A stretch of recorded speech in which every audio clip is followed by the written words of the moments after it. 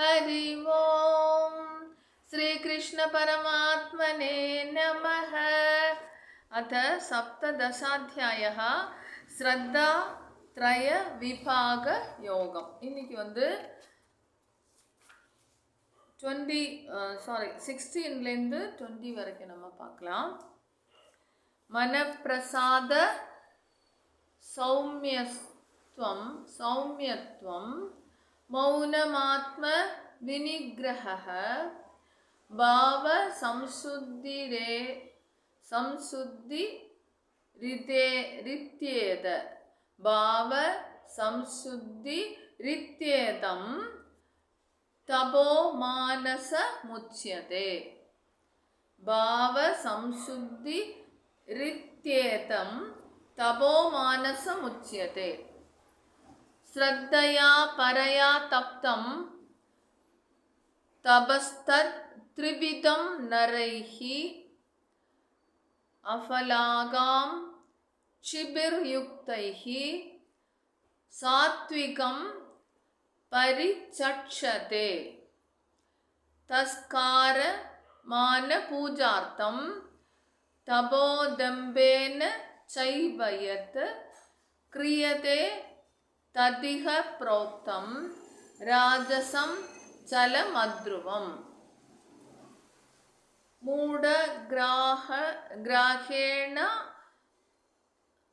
मूढग्राहेणात्मनो यत् पीठया क्रियते तपः परस्योत्सादनार्थं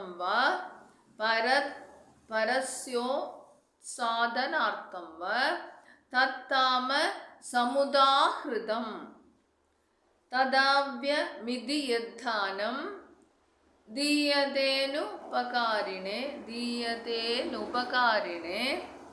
देशे काले च पात्रे च तद्दानं सात्विकं स्मृतम्.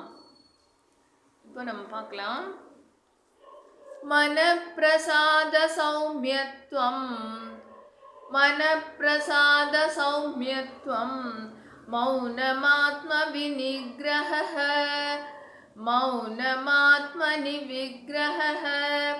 भावं संशुद्धिरित्येदं तपो मानसमुच्यते. मनप्रसाद सौम्यत्वं मौनमात्मविनिग्रहः भाव संशुद्धिरित्येत तपो मानसमुच्यते.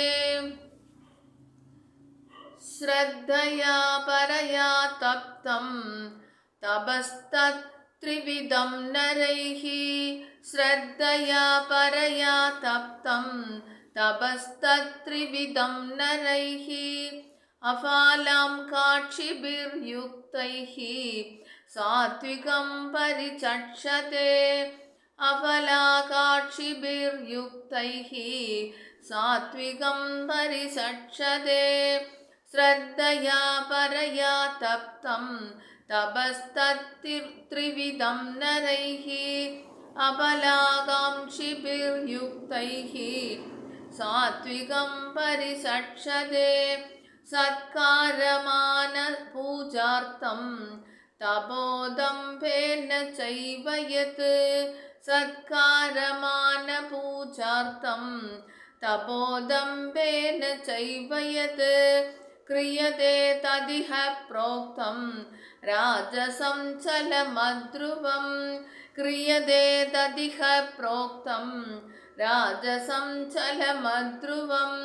सत्कारमान पूजार्थं तपोदम्भेन चैव यत् क्रियते तदिह प्रोक्तं राजसं चलमध्रुवम्.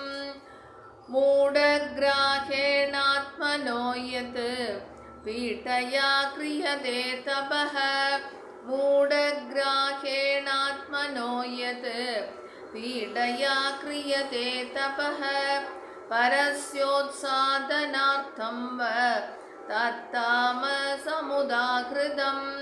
परस्योत्सादनार्थं वा तत्तामसमुदाहृतम्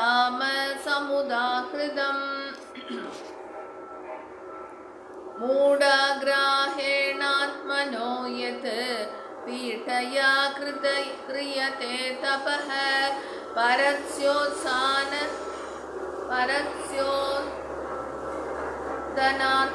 वा